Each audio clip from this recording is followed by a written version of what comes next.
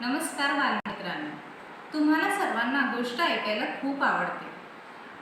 चला तर आज आपण एक छानशी गोष्ट ऐकूया आणि गोष्ट ऐकताना तुम्हाला प्रश्नही तयार करायचे आहेत.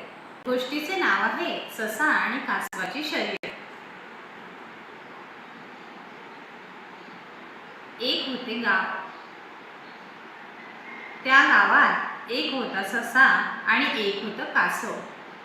सशाला फार गर्व होता. आपण टुनटुन भराभर धावतो आणि कासवाला चालता येत नाही. तो एक दिवशी कासवाला म्हणाला, चल माझ्याबरोबर शर्यत लाव.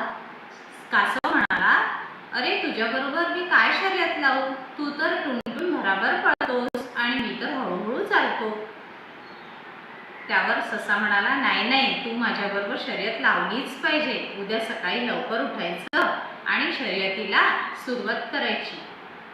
ठरलं तर शर्यत ठरली. दुसऱ्या दिवशी ससा आणि कासव शर्यतीला चालून गेले. शर्यत सुरू झाली. ससा टुनटुन टुनटुन टुनटुन धावत पुढे निघाला. कासव आपला हळूहळू हळूहळू चालत मागे. थोड्या वेळाने ससा खूप पुढे निघून गेला आणि धावता धावता सशाला हिरवं हिरवं गवत दिसलं, शेत दिसलं, शेतामध्ये गाजर दिसलं. तेव्हा ससा म्हणाला की कासव खूप मागे आहे. आपण छान गवत खाऊ, गाजर खाऊ, मुळा खाऊ आणि पळत पळत पुढे जाऊ. आपणच शर्यत जिंकणार आहोत. कासव तर काही आपल्याला हरवू शकत नाही.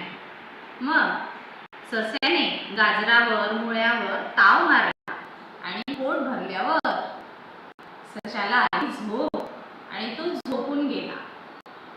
कासव आपला हळूहळू हळूहळू चालत होता. चालत चालत शेतापर्यंत आला. शेतात त्यांनी सशाला झोपलेलं पाहिलं, तरी तो पुढे पुढे चालतच राहिला आणि त्यांनी टेकडी गाठली. ससा मात्र झोपलेलाच होता. थोड्या वेळाने सशाला जाग आली आणि ससा धावत सुटला. पुढे जाऊन पाहतो तर काय, कासव तिथे अगोदरच पोहोचलेला होता आणि कासव शर्यत जिंकला. ससा शर्यत हारला. या कथेवरून आपल्याला असं लक्षात येतं, पद्धतीने आपण कोणतीही गोष्ट ठरवली, सातत्य आपल्या कृतीत असलं तर आपण कोणतंही ध्येय गाठू शकतो. तर आवडली का गोष्ट? आणि आता या गोष्टीवर तुम्हाला खूप सारे प्रश्न तयार करायचे आहेत बरं का. तर चला गोष्टीवर प्रश्न बनवायला सुरुवात करा.